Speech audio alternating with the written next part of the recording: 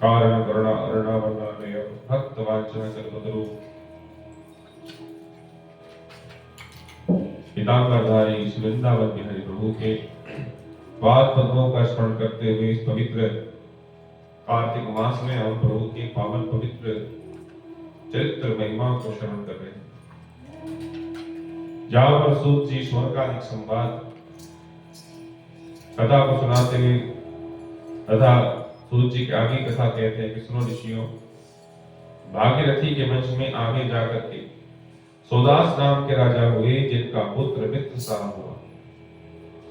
वह वशिष्ठ जी के श्राप के कारण राक्षस योनि को प्राप्त हुए, परंतु गंगा के जल का स्पर्श करते ही गंगा के जल के प्रभाव से वे भी परम पद को प्राप्त हुए।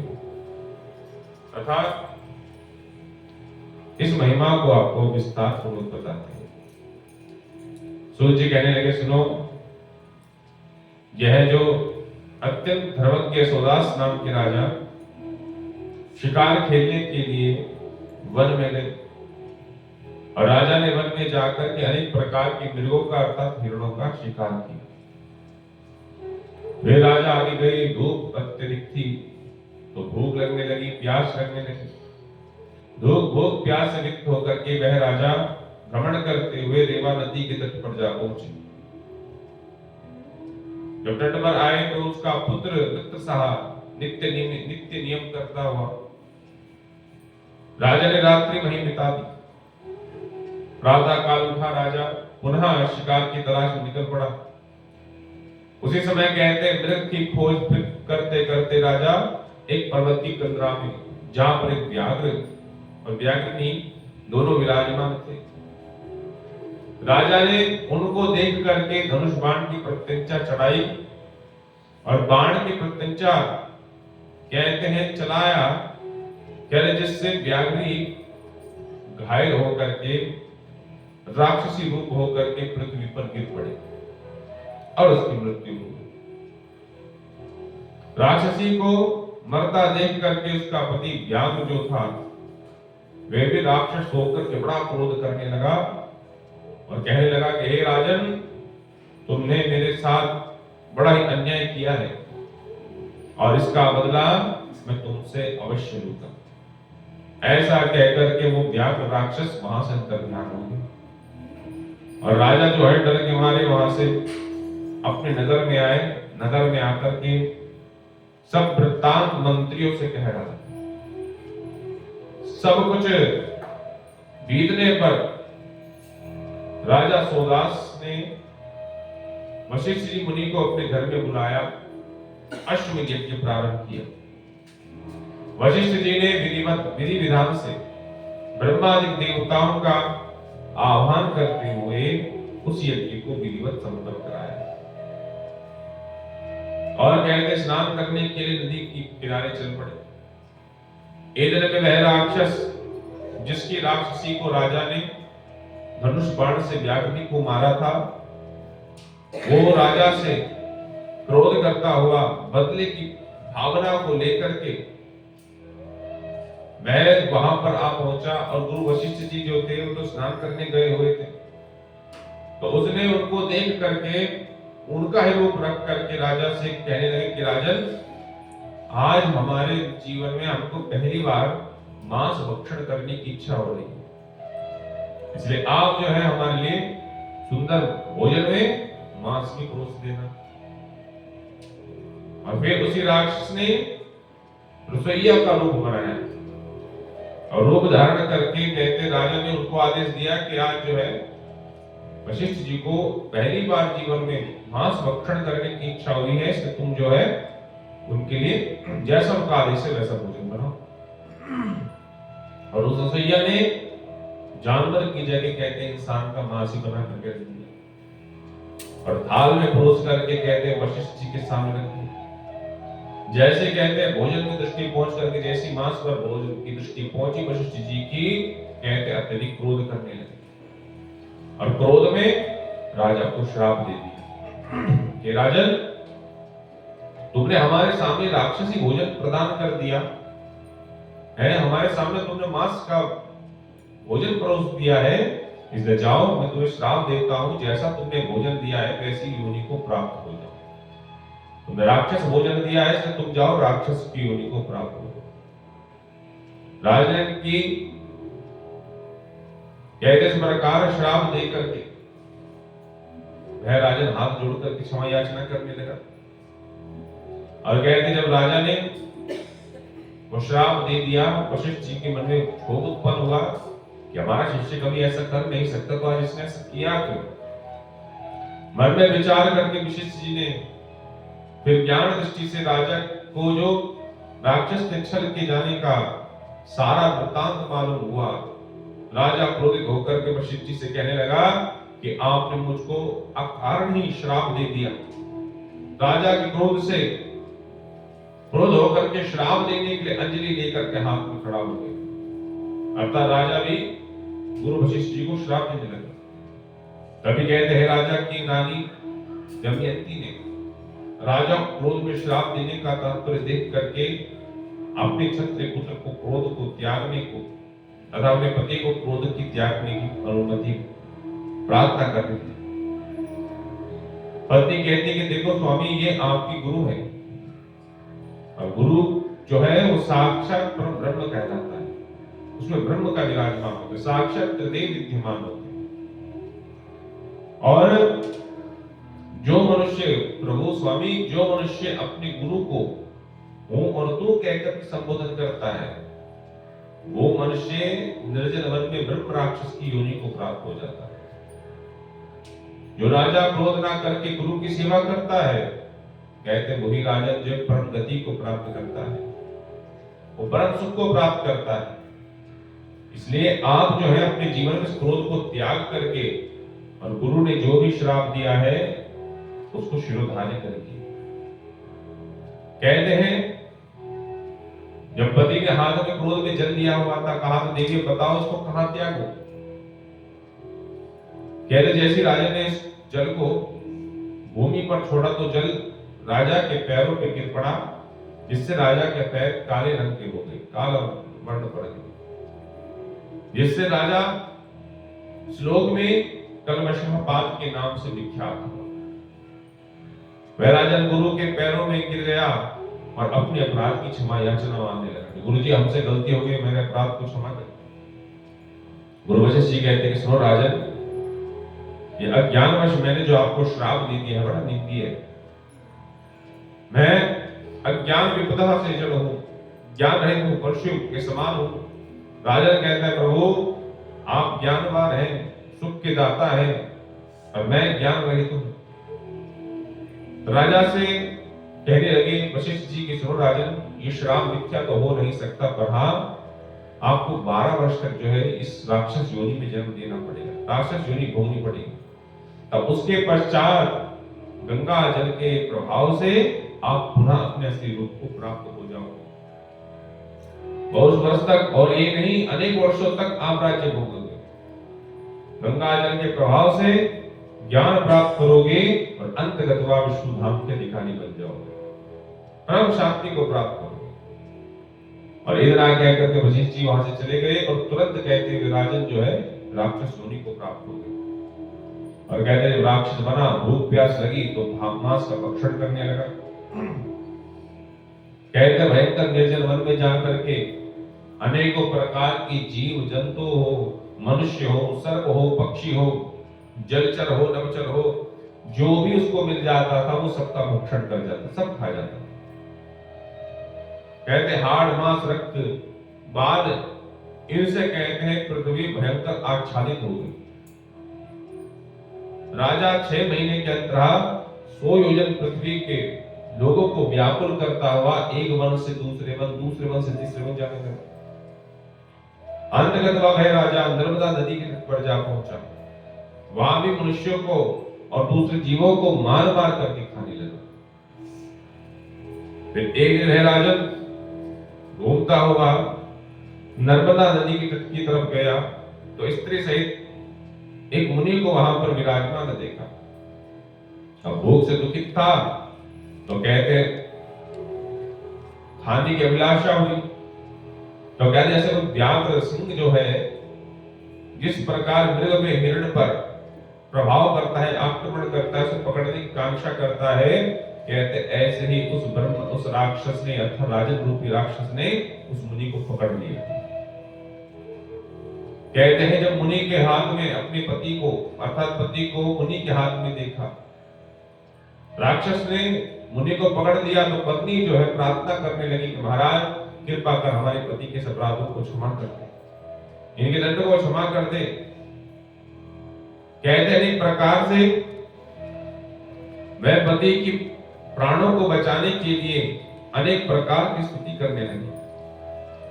वह कहने लगी कि हे राजन तुम तो क्षत्रिय पुत्र हो और आपका कर्म तो है जीवों की जीवन दान करना और आप हमारे पति को मारना चाहते हो। सूर्य कल में उत्पन्न हुए हो, मित्र सा नाम के राजा हो और राक्षस नहीं हो। मैं अनाथ हूं, मेरी रक्षा करें। मैं बाल विधवा हो जाऊंगी महाराज यदि आपने मेरे पति को मार दिया। मेरा लड़का बहुत दुखित होगा। मैं इस वन में पति के बिना कैसे रह पाऊंगी। तो मेरे पति को कृपा कर प्रभु प्राणदान दे करके हम पर अनुग्रह कर दीजिए। ऐसा कहकर के भी अनेक प्रकार की स्तुति करने लगी, क्षमा याचना मांगने लगी। कहते ब्राह्मणी राक्षस के पैर पर तक जाकर गिर पड़ी। ब्राह्मणी के इतना कहने पर भी कहते राक्षस को तनिक भी उस पर दया नहीं है। और जैसे एक व्याघ्र अर्थात सिंह जैसे किस प्रकार मृग को खा करके भक्षण कर जाता है, कहते वैसे ही उस ब्राह्मण को उस राजा ने अपना आहार बना दिया। तो पति को मरा हुआ देखा तो बड़ी क्रोधित होने लगी। ब्राह्मणी कहने लगी कि सुनो, तुमने मुझे पति सुख से वंचित किया है, इससे तुम भी स्त्री संग से सदैव जिस दिन तुम अपनी स्त्री को प्राप्त करोगे, कहते उसी क्षण तुम नाश को प्राप्त हो जाओगे।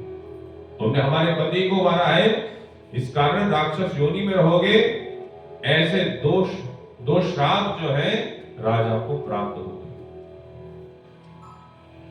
और राजा भी क्रोध करके कहने लगा कि हे दुष्टनी, तो इस अपराध के बदले में 2 श्राप दिए हैं, इसलिए 2 श्राप देने के कारण तुम भी जो है राक्षसी योनि को प्राप्त हो।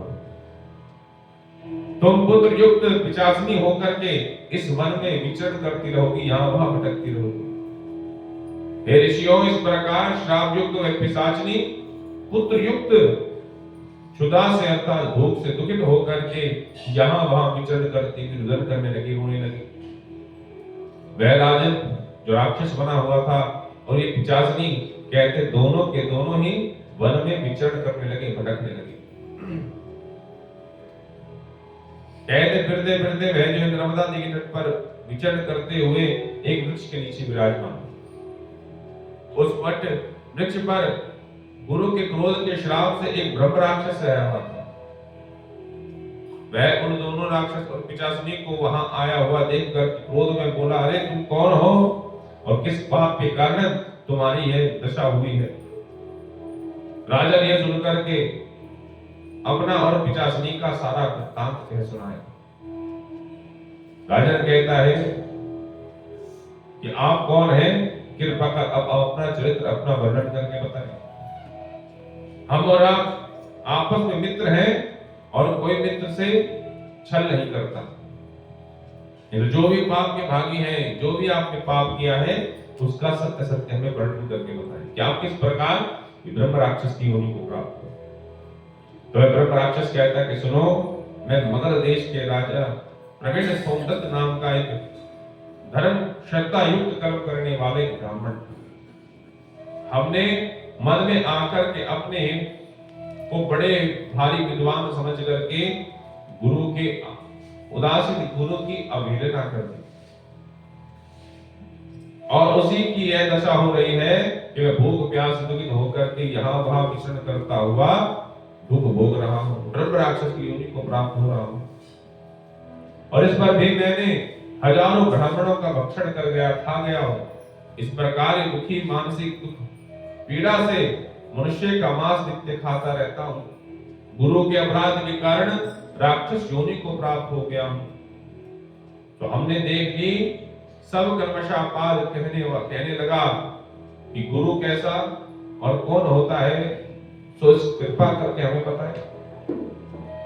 सोमदत्त कहने लगा कि गुरु जो है, जो वेदों को पढ़ाने वाला हो या वेदों को सुनाने वाला हो, वेदों में उत्पन्न संदेह को दूर करने वाला हो, जीवन में आपके आने वाले भय से आपकी रक्षा करने वाला हो, जो आपको भोजन देता हो, अन्न देता हो, कहते वो गुरु कहलाता है। जो आपको शिक्षा प्रदान करता हो, कहते वो गुरु कहलाता है। जो आपको बुरे कर्मों से रोकता हो, कहते वो गुरु कहलाता है। आपका ज्येष्ठ अर्थात बड़ा भाई, कहते वो गुरु कहलाता है। आपके पिता, कहते वो गुरु कहलाते हैं। आपके ससुर एवं मामा, कहते ये दोनों भी गुरु के तुल्य बताए गए। और जो उसके शासन में हम रहते हैं, अर्थात हमारे राजा जो हैं, कहते राजा भी जो है ये भी गुरु के तुल्य बताया गया, गुरु बताया गया। इन सब की स्तुति करना, इन सब का सम्मान करना, कहते ये गुरु के समान फल को देने वाला होता है। तो कलमशा कहने लगा कि तुमने बहुत से गुरु कहे हैं, पर इनमें से भी कोई श्रेष्ठ गुरु हो तो कृपा कर उसके बारे में बताएं। कहते हैं यह फिर भी सब बराबर है। सोमदत्त कहने लगा कि हे राक्षस, भूख और प्यास से अति दुखित, फिर भी गुरु की महिमा कहने से कल्याण ही होगा, इसलिए इसके बारे में मैं बताता हूं। ये सब गुरु बराबर है, एक समान है, पर इसमें भी कहते जो हमको शास्त्रों का ज्ञान प्रदान करता हो, शास्त्रों के आधार पर हमारे जीवन के सारे संशयों को दूर करता हो, वेदों का, मंत्रों का जो आपको उपदेश करता हो, पिता और धर्म का मार्ग जो हमको बताता हो, कहते ये सबसे श्रेष्ठ गुरु कहलाता है। इसमें भी गुरु वो जो देव पूजन कर्म करवाए, अर्थात आपसे देव यजन कराने का यत्न कराए, आपसे जो है देवताओं के पूजन में संलग्न करने का कोशिश करे कि आप किस प्रकार देव पूजन में संलग्न रहे, आपके द्वारा यज्ञ कराए, अनुष्ठान आदि कर्म को कराता हुआ आपको वेद मार्ग पर चलाने की कोशिश करे। गुप्त उपदेश दे करके, मंत्र दे करके जो आपको वेद पुराण का, शास्त्रों का सार सुनाने वाला होता है, कहते ये सब जो है गुरु के तुल्य बताए गए। जो मनुष्य धर्म अर्थ का मोक्ष चाहता है, उस मनुष्य को अवश्य पुराणों की कथाओं को श्रवण करना चाहिए और इस प्रकार कर्म करता हुआ वह जीव परम सुख को प्राप्त करता है। मनोरमा गंगा जी के तीर पर श्री गौतम जी के कहे सब धर्मशास्त्रों एवं पुराणों को सुने। एक समय में महादेव जी का पूजन करना चाहिए। उसी समय श्री गौतम जी आ गए। मैंने खड़े होकर के उनको प्रणाम नहीं किया, पूजा में ही लगा रहा, तो गौतम जी हमारा पूजन देख करके अति प्रसन्न हुए कि हमने कहे हुए कर्म को करना प्रारंभ कर दिया। परंतु महादेव की पूजन, महादेव जी के ने हमारे गुरु का अपमान करते हुए देख करके मुझे जो है ब्रह्म राक्षस योनि को प्राप्त करा दिया।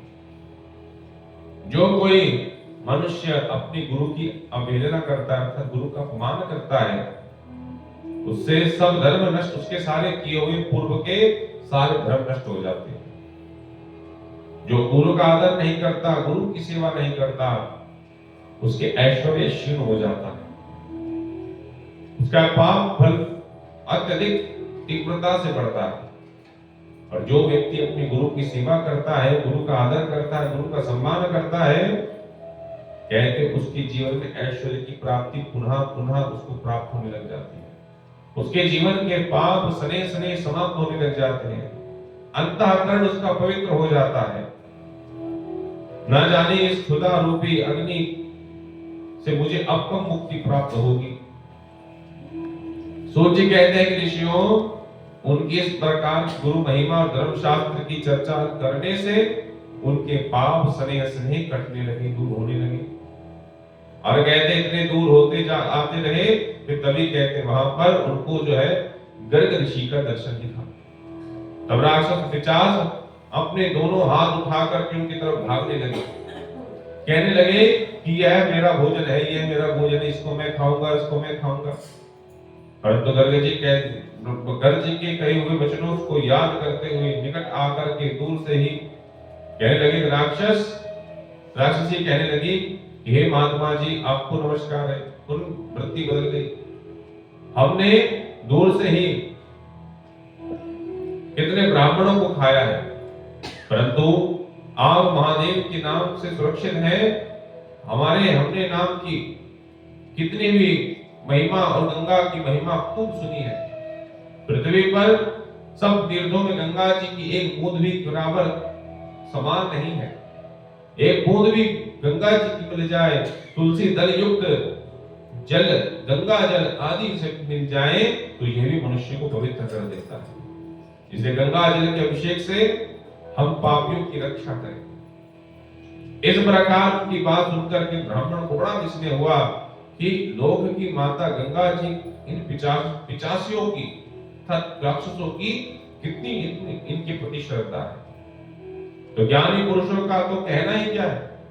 गर्ग मुनि ने कृपा करके तुलसी युक्त जल लेकर के अभिमंत्रित किया और कहते अभिमंत्रित करते ही जैसे उन दोनों पर जल छिड़का तो कहते दोनों जो पिशाच योनि में थे, जो राक्षस योनि में थे, कहते दोनों के दोनों जो है पाप से मुक्त हो करके कहते परम पद को प्राप्त हो गए। गुरुनानक भगवान की, गुरु कार्तिक महात्म्य की जय।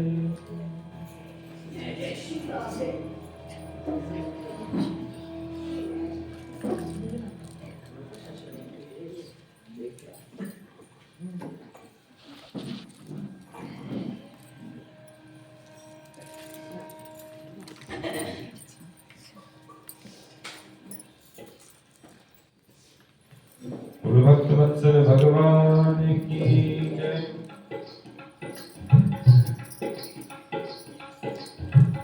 ब्रज के नंद लाला श्री राधा जी के सांवरिया, ब्रज के नंद लाला श्री राधा जी के सांवरिया, सब दुख दूर होवे जब से तेरा नाम लिया, सब दुख दूर हुए जब से तेरा नाम लिया। ब्रज के नंद लाला श्री राधा जी के सांवरिया, ब्रज के नंद लाला श्री राधा जी के सांवरिया, सब दुख दूर हुए जब से तेरा नाम लिया। सब दुख दूर हुए जब से तेरा नाम लिया। मीरा पुकारे तुम्हें गिरधर गोपाला, मीरा पुकारे तुम्हें गिरधर गोपाला, बन गया अमृत में विष का भरा प्याला, विष का भरा प्याला हो कौन मिटाए उसे जिसे तूने राख लिया, कौन मिटाए उसे जिसे तूने राख लिया। सब दुख दूर हुए जब से तेरा नाम लिया, सब दुख दूर हुए